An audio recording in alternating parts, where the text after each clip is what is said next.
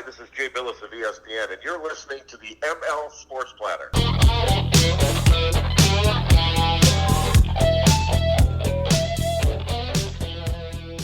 The ML Sports Platter back with you. Download, subscribe, leave feedback, and a 5-star review where you get podcasts on your smartphone device. You can hit me on Twitter at Mychal Sports, and of course ML Sports Platter on Instagram and on Facebook. We are brought to you by Welch & Company Jewelers, the Allen Angus Pub, and our great friends at Sit Means Sit Syracuse.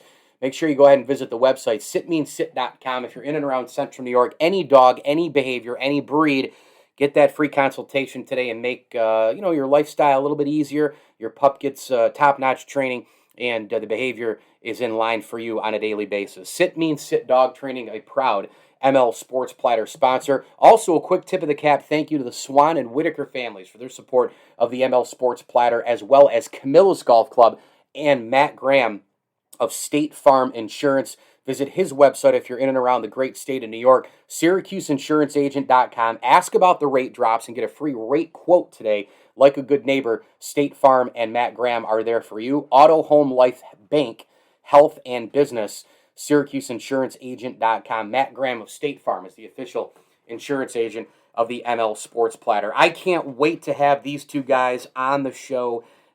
This book that they just wrote is spectacular. I actually just got done reading it before recording this show. It's called Lamar's Gamble, a tale of the AFL-NFL merger. The detail is incredible. How it all came together is incredible. The tie-in to politics and Joe Kennedy and JFK and RFK and LBJ is incredible. The time of the merger, the era, the 60s, etc., the star power, Joe Namath, the whole thing, it's all incredible. In fact, it's so incredible that the Emmy Award-winning investigative reporter from CBS and a multi-time New York Times best-selling author, Armin Katayan, says Lamar's Gamble is a rollicking, racy, radically refreshing account of how the old NFL and fledgling AFL got hitched. I burned through this book like Patrick Mahomes working the 2-minute drill. He ain't kidding. I did the same thing. The co-authors are Billy O'Connor and Frank Pace. Guys, welcome aboard here. And again, folks, get this book, Lamar's Gamble, a tale of the AFL-NFL merger, major bookstores, Amazon.com, and online where books are sold across the board. Guys, congrats. How are you? Thank you. We appreciate it. It took Billy and I many, many hours of research and writing to get it. Yeah, no doubt about that. Let's start with the magical question. If the AFL-NFL merger doesn't take place, what does pro football look like today? Billy, why don't you start? Well, the first thing I would say is the amount of money involved would be not nearly as much. You can, and the salaries and everything else that pro football gets today would never have occurred without the merger. Our contention basically is that the merger wouldn't have taken place had it not been for the era that it took place in the 60s, because of the tumultuous era of the 60s, the tumultuous times, and it was just ripe for the merger to happen. And we don't believe that it could have happened if it wasn't for that particular time in history. It was the but I kind of disagree a little bit, because if the NFL merger didn't happen, salaries would not be as big, but the professional football players would still be, the TV money would be just as big as it is today. So I've often said that Lamar Hunt is the greatest owner, well, probably the most impactful, the most important owner in the history of football and sports for that matter. And I've always believed that the Foolish Club is the most important group in sports history. Do you guys agree with that? Without a doubt. I definitely agree with that. I think Lamar's relentless pursuit of getting an NFL team led to the whole league being started. So he changed history in a way. He did that for sure. So when do you think the merger ultimately was gaining steam? You know, when the two sides were arguing, it didn't look like it was going to happen, and then all of a sudden a moment happened or a conversation happened. What was that, and how did it play out? Billy, why don't you start? Go ahead. Well, I think that like anything else, money is what drove the merger. When the NFL players and the AFL players were going to war for the prospects coming out of college, money just became the money came prohibitive. They had to do something to stop the bleeding. They were both going to start losing money, and they realized that the merger was the best for both leagues. Yep, I agree completely. So, with that, which was there an individual? I mean, Lamar Hunt speaks for himself and was obviously the quasi leader here, but was there an owner in the Foolish Club who, to this day, kind of goes as an underrated figure of all of this, in your guys' opinion? Yeah, I think it's Bud Adams, because Bud became a lifelong friend of Lamar Hunt, and he was the first guy that signed on with Lamar. And he was a Texas guy, so they would have two teams in Texas. And I really think that the number two guy in this was Lamar Hunt. And then the third guy would be Ralph Wilson of Buffalo, because Ralph Wilson was as honest as the day is long. And, I know that Lamar was honest as the day is long, and Ralph Wilson was as honest as the day is long. But I think you have to have a guy who's a little bit on the shady side, if you can say that word. And I think Bud Adams was that guy. Yeah, not as an owner, but I think Al Davis had a lot to do with it too. I mean, Al Davis was a driving force to make the NFL realize that they couldn't win this battle. The book is out. It's amazing. Lamar's Gamble, A Tale of the AFL-NFL Merger. Major bookstores on Amazon.com and online platforms where books are sold. Billy O'Connor, Frank Pace, the co-authors here on the ML Sports Platter, brought to you by Bryant and Stratton College and Stanley Law Offices. What do you guys hope people say when they get done reading the book? As far as, from a football fan perspective, it's easy for the modern fan to just flip on, watch all day, watch Red Zone, gamble. We'll get to that in a minute, by the way. Gamble, do their fantasy picks, root for their favorite team, but a lot of people just don't understand how the NFL became what it is today. This is how, obviously, but from a football mind, how do you want people to either relearn about this or find out, oh, really? This is how the NFL really actually started, the one we know today. Well, I think that you can look at the back of the book, and one of the testimonials we had was from Dwight Hicks, two-time Super Bowl champion, Super Bowl 16 and Super Bowl 19. Mm-hmm. He said it gave him a better perception of what the NFL is, and he absolutely loved the book.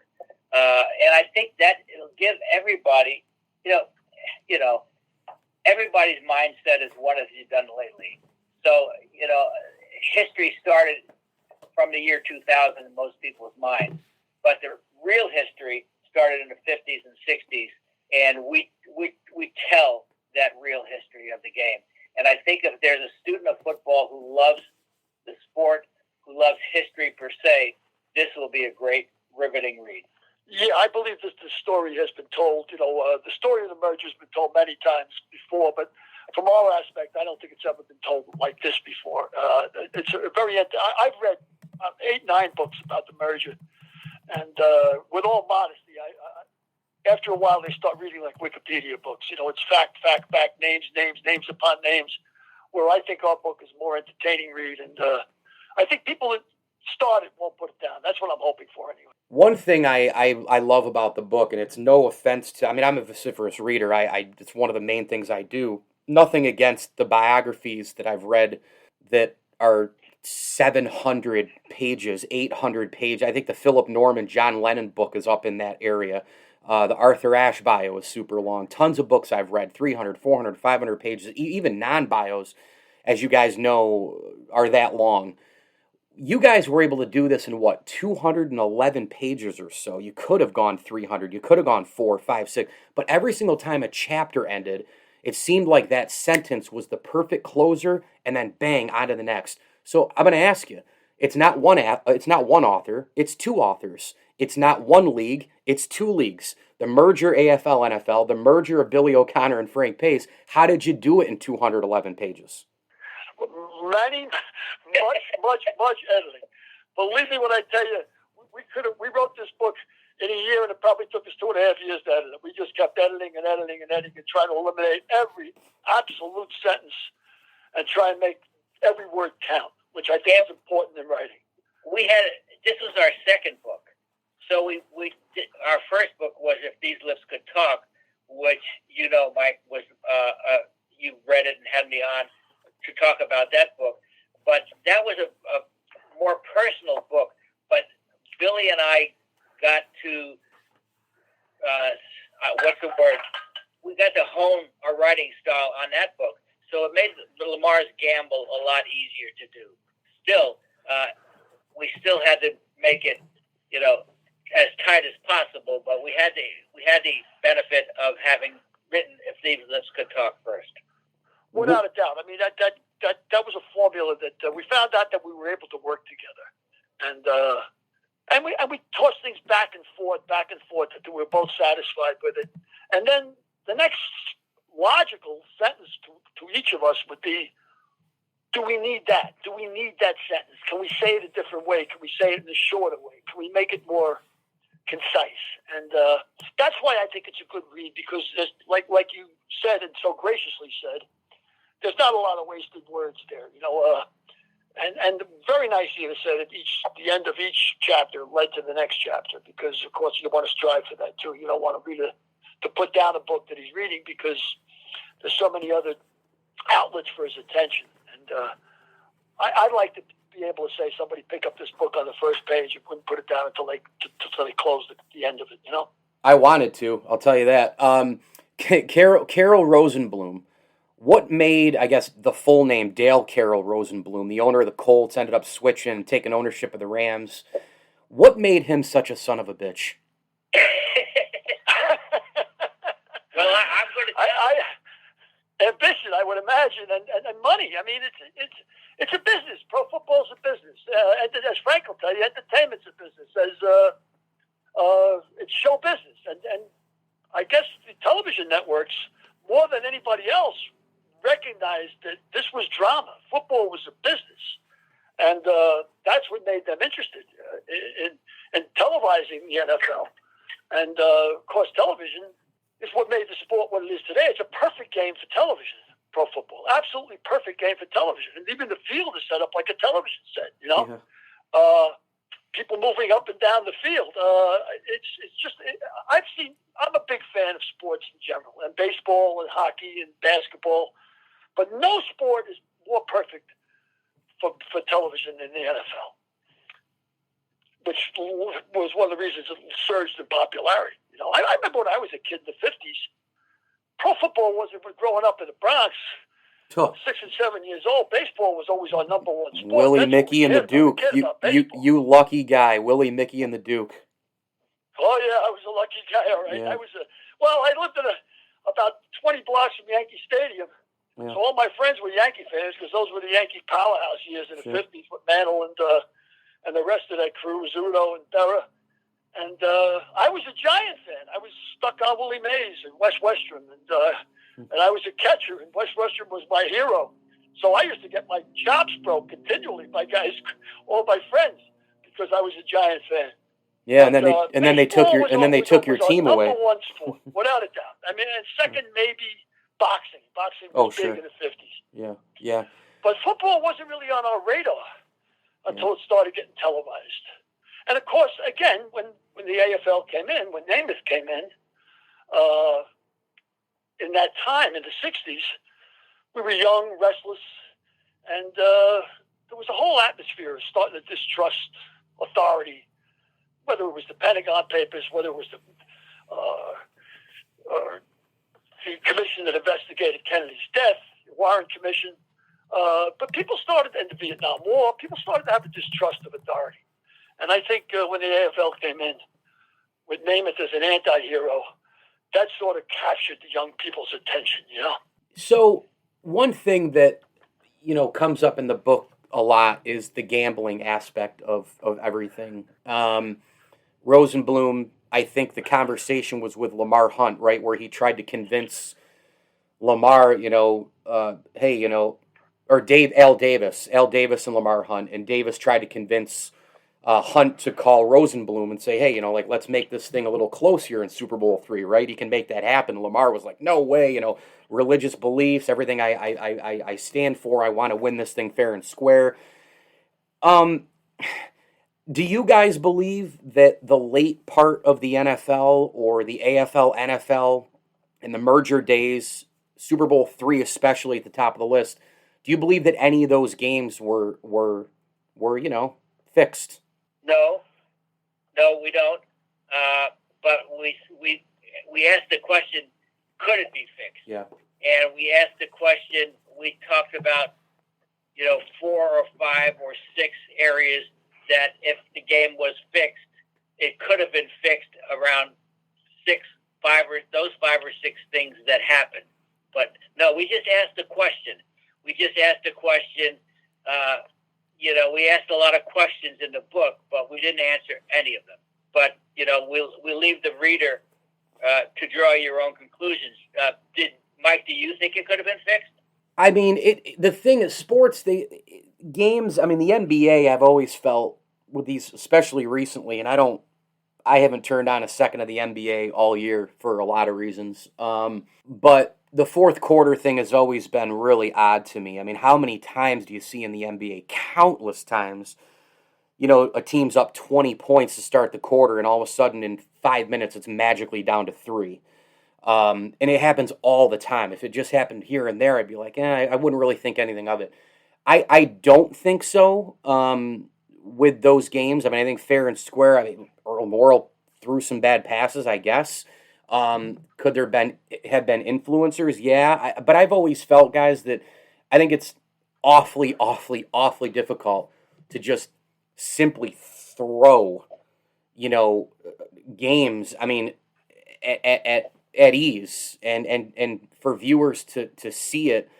And plus you're a competitor. I mean, at the end of the day, these guys are still bottom barrel competitors. So I don't think so, but I think there's some influence to do so.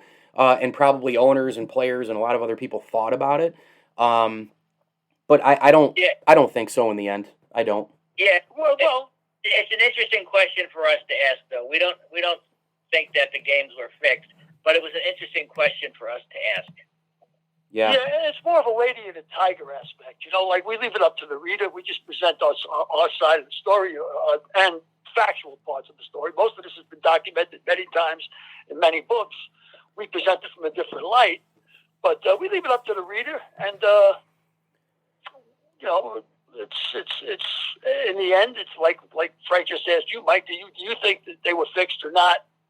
Well, the enormous influence of money and television. I mean, like you talked about the NBA just now, how the last 5 minutes magically seems to be tighter, the games.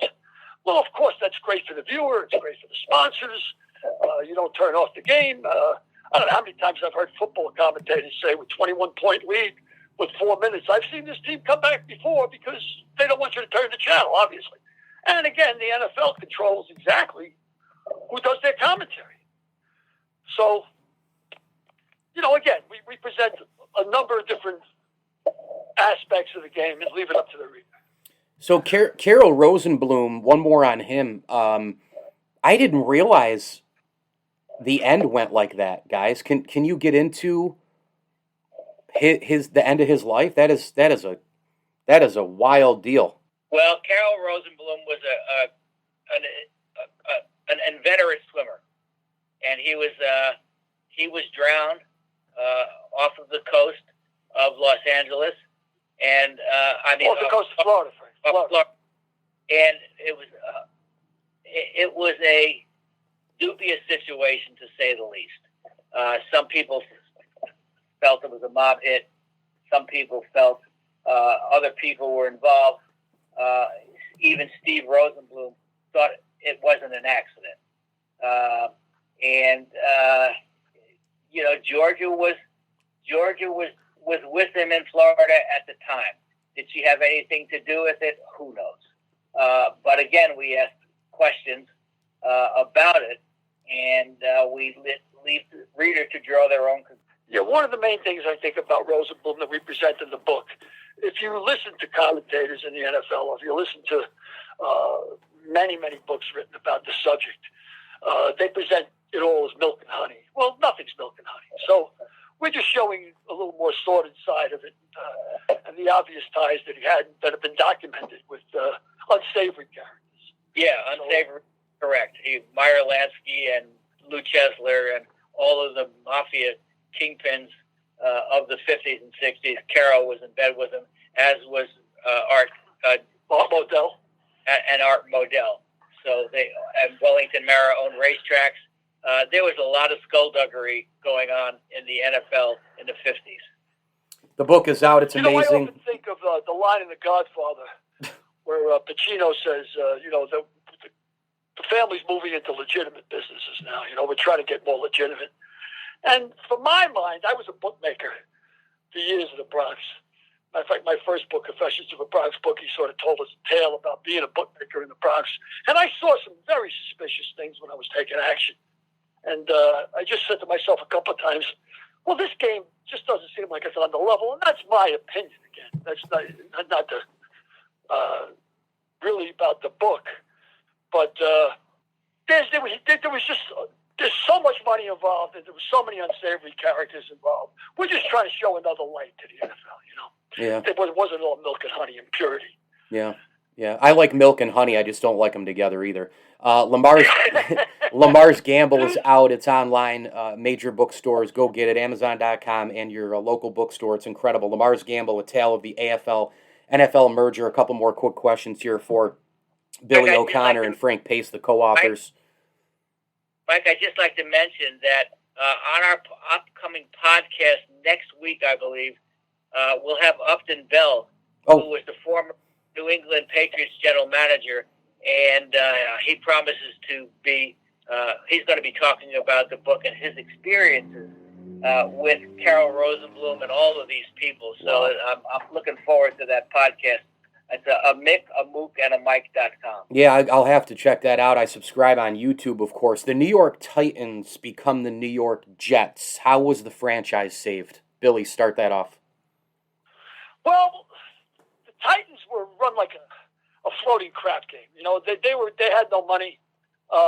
Harry Wismer was probably the poorest of the foolish club, and he was trying to survive pretty much. And it was a second-class operation all the way. They're being run out of the Polo Grounds, and at the time, the Polo Grounds was far from the citadel that Willie Mays roamed in the outfield. It was broken down. It was in Harlem.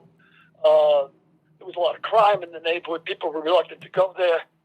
And when he was running out of money, it was actually influencing the possible survival of the AFL, as Lamar Hunt recognized, because New York and California are the two biggest markets. So they had to have a strong New York team. And Sonny Werblin came along and recognized there was a bargain in the making, that he could get to buy the Jets for $1 million. And one of the things I like about the book, if you're an NFL fan, the name Jets. I mean, how many young kids that are Jet fans know that the Jets came about, the name came about because the franchise was out by the airport, Shea Stadium was out by the airport, and Jets rhyme with Mets, and it was a logical name for them. And, of course, then we bring in Joe Willie Namath, who's you could write 3 books about Namath. First, before you bring in Joe Willie Namath, you got to bring in Sonny Werblin. Without a doubt. And Sonny Werblin took over the franchise from Harry Wismer, and gave them the wherewithal to sign Joe Namath. And the money. He had the money. He had the conglomerate that he put together. Again, these were gamblers. Some of these guys, they own racetracks, and you almost have to be a gambler to take a chance on a franchise like that. And I'm not knocking that. I mean, that's just facts. They're there. So Werblin had as much to do with saving the AFL by saving the NFL, the AFL from saving the New York franchises as anybody else. A visionary. So yeah, and you could ask the question without Sonny Werblin, there would probably be no merger. Yeah, no doubt. I know Wismer had a big influence, though, in the TV revenue sharing with Lamar Hunt. He kind of suggested that a little bit as well. Both important in their own right, but you're right. Werblin makes so much of it happen. The politics tie-in with the Kennedys and the interest level of the hot shots, the big wigs, Joe Kennedy, all the money, obviously, JFK, and that's a whole other, JFK wins the presidency, and so many people think it was because of ties to, people in the mob Chicago. and in Chicago and Joe's money, and yeah, sure, all that. But politics and this merger, how did the two sides sort of blend into, each other's world, if that makes sense, if I'm asking that right? Frank, start off. Well, Joe Kennedy was having a party, and he invited Carroll Rosenbloom to attend. Yep.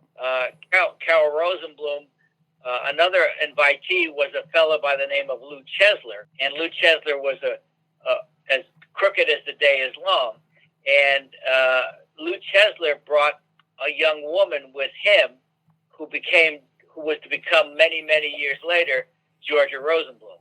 And those ties were incredible. How Rosenbloom was tied to Chesler, Chesler was tied to Meyer Lansky. Meyer Lansky was involved in the Cuba situation. The Cubans,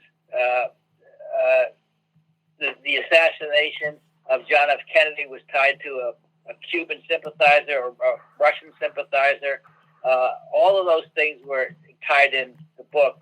And Billy actually did more of the research than me on that.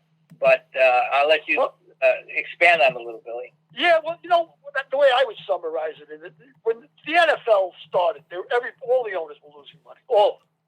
It was television that, when they realized the potential of the NFL, that they put up the money that really allowed the NFL owners to start making money and the AFL to survive. But if you look at the NFL through a telescope, the NFL is basically illegal. It's a monopoly. You're not supposed to have sports monopolies. So how did they get around that? The money from television merged with the NFL, and then they were able to buy politicians, and that's exactly what it is buying politicians.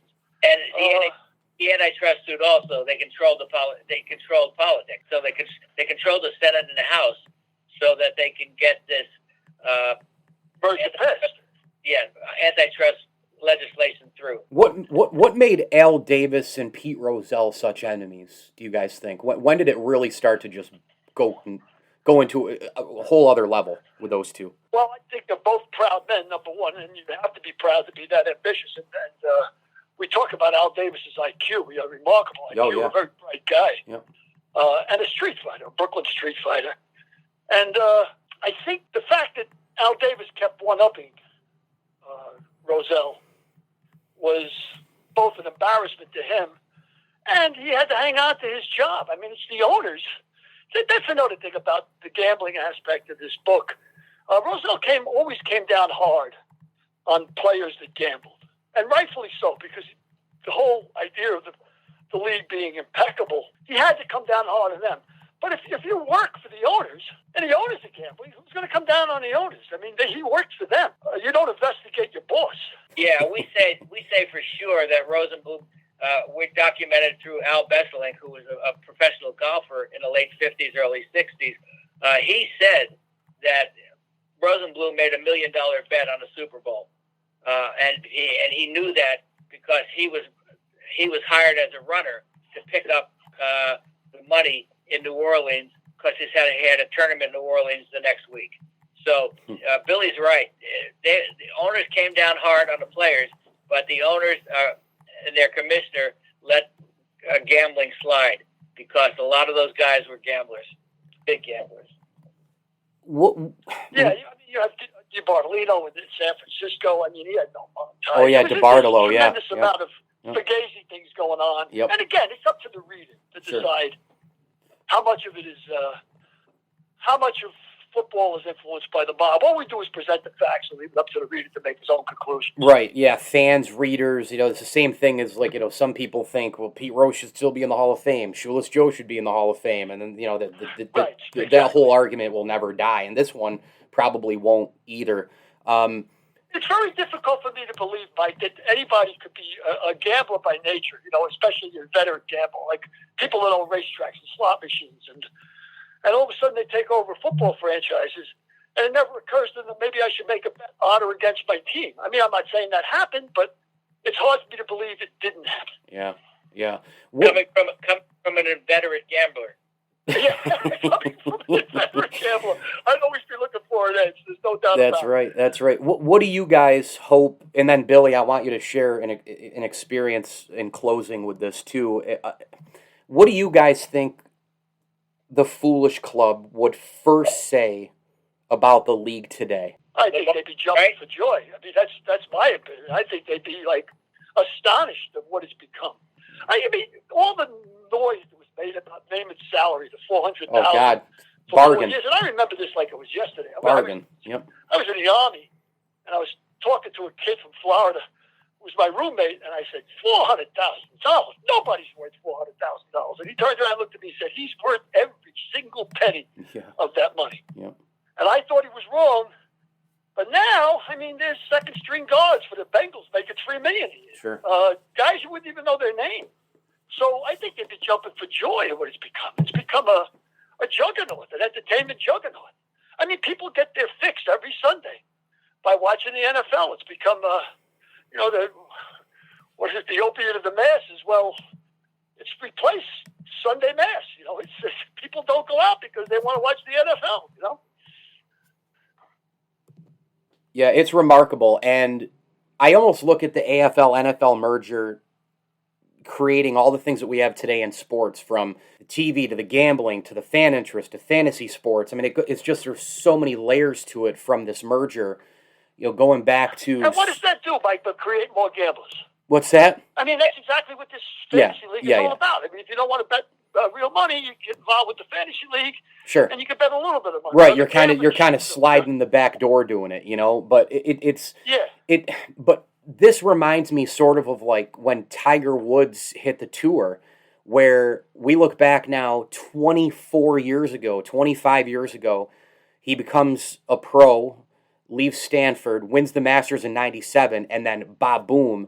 And you fast forward to now, 2021, look at all the purses. Look at the average golf tournament. Guys are making $1 million winning, average tournaments now. It used to be 20,000, 40, 50, 100, 200 at the most. Now it's $1 million. Major winners are making a couple million. You win a major, you're a global guy like Matsuyama and John Rahm. Now you have unbelievable ramifications and ripple effects for years in terms of making money. The growth of the sport, the global part of it. I mean, the NFL is now global. We've been talking about maybe moving a team into London. I mean, do you guys see that comparison as well? Like Tiger, looking back now with the growth of the game, the Foolish Club, the merger, with the growth of the NFL, I think there's a lot of similarity there. Yeah, I think the NFL is much, much, much bigger than Tiger. Tiger was one person. Sure. If you had 4 or 5 Tigers, that would be one thing. But Tiger was an enduring figure, and the NFL has had a lot of enduring figures. And the NFL is much bigger than PGA programming, PGA golf. So I'm really looking more at now the NCAA because the NCAA has opened up Pandora's box with allowing their athletes to get sponsorship and make money, and that'll permeate now through the colleges and even into the high schools and the youth sports leagues. And I think that will be a disaster, at least at the professional level. It can be controllable a little bit. I'm not sure about the NCAA. Interesting. In closing, Billy, if you don't mind sharing, for my listeners, obviously I know you were a 20-year vet with the New York City Fire Department, and 9/11, 2001, lives in our hearts still forever, obviously, and was arguably the worst day in this country's history. You were a first responder. Can you just kind of get into that experience for my listeners? What it was like, well, Mike, the morning, and then also how that horrible day really impacted you too. Moving forward. Well, Mike, I could start by leading into that. I was an 18-year-old kid in the Bronx, and I went to Vietnam, and after Vietnam, I came back, and I really didn't think I could see much worse than I saw in Vietnam. And but 20 years on the FDNY, it was the proudest 20 years of my life. By the way, it was a wonderful, wonderful experience. You have a chance to fly like an eagle, or just let it roll off your back. But it gives you the opportunity to be more than you are individually, because you're always part of a team. And come 9/11, I was only down there for 3 or 4 days because my mom had Alzheimer's and I had already retired. But I went up there to work on the dig like everybody did. There was nobody on my job that didn't find themselves down on the dig, whether they were retired or not. And I got to tell you, Mike, that day, the days that I spent on that dig made Vietnam look like a day at the beach. It was horrific, absolutely horrific. We were peeling guys down there. Like the cartoons where you see a steamroller go over a guy and they peel him off the floor. Well, that wasn't far from what was actually happening down there. And the smells. And to this day, I get together with the brothers, with the firemen on golf outings and, fishing outings and sailing outings. And our next book, Frank and my next book called Combustible, the closing 6 chapters are about 9/11. And to do research for that book, I would look at the firemen in the face, and this is 20 years later, and say, what do you remember the most about that day? I don't even want to know what you remember. What is it you absolutely cannot forget about that day? And I got to tell you, Mike, these guys put their hands in their face in their hands and weep. And they can't even tell me for 45 or 50 seconds and look up and say, Billy, smells. I'll never forget the smells. I'll never forget how the bottom of my shoes melted. I'll never forget finding an arm with a ring and a wedding ring on it. Yeah. So the repercussions from that day are, manifested throughout the whole FDNY. Not to mention the amount of brain power we lost. We lost an awful lot of brain power. Pete Yancey, the head of the department, got decapitated. So many deputy chiefs. So much brain power that it's going to affect the fire department, the New York City Fire Department, for years to come. And it was just a horrific, horrific day. And if I had to pick any one day that was the worst day in United States history, I would pick 9/11. Yeah. Mychal Judge. Mychal Judge, yes. Yeah, Mychal. Yep. Went to St. Bonaventure, which is my alma mater, and was down there, remarkable man. Yeah, I don't care if a fireman, very few firemen, there may be atheists. Yeah. There's nobody in the world that would ever disparage Mychal Judge. Yeah, He's an amazing man. He was down there giving final rites to a lot of people, and obviously he got killed. He was the first certified fatality. Yeah, he was told to get out of the building because the collapse was coming, a potential collapse, and he said he refused to do it. He was doing the Lord's work, and until they came. Matter of fact, he was victim number 1. Yeah, he was the first certified fatality. Yeah. That's exactly right. Unbelievable. Wow. Well, my old house, 60 engine and 17 truck, was known for years and years as a hard luck house because we were a very, very busy company in the South Bronx, and we had about 7 deaths, guys that had died throughout the years, and it was considered a hard luck house. Of course, 9/11 changed all of that. Every house in Manhattan became a hard luck house because they responded first, and some companies got entirely wiped out. Mychal Judge used to come to our house for memorial mass every year. And I had the great privilege of meeting Mychal Judge on many, many occasions. And he was a one-of-a-kind human being, just a remarkable human being. Yeah. Well, this has been absolutely incredible. I knew it would be. Lamar's Gamble, A Tale of the AFL-NFL Merger, Billy O'Connor and Frank Pace, the co-authors. Go get it online where books are sold and your local bookstores, Barnes & Noble, etc. Guys, thank you so much for coming on. Hopefully we'll chat down the road, and who knows, maybe we'll be able to meet someday soon as well. So thanks so much, and congrats again. That'll be our great privilege, Michael. Thank you so much. Thank you, Mike. Look forward to meeting you someday down the road, for sure. The ML Sports Platter is brought to you by Stanley Law Offices, Bryant and Stratton College, and our great friends at Welch & Company Jewelers. Go ahead and log on to welchjewelers.com today. Shop the showcase for the best jewelry around. Welch & Company Jewelers. Tip of the cap thanks as well to Barks and Rec Doggy Daycare and Camilla's Golf Club. Go play Camilla's 18-hole layout is tremendous. The greens, it's in amazing, amazing shape. CamillasHillsGolfClub.com. Check about 2022 memberships as well and stop by the pro shop, grab some Under Armour gear, and the restaurant. The burgers are to die for, their wraps and more. So head on over and play 18 holes at Camillus. Wherever you are in New York State, golfers travel, you'll want to travel and go to the Shopmakers course, Camillus Golf Club. For more, log on to CamillusHillsGolfClub.com. I'm Mike Lindsley. Hit me on Twitter at MikeLSports. This is the ML Sports Platter. As I always tell you, enjoy the games.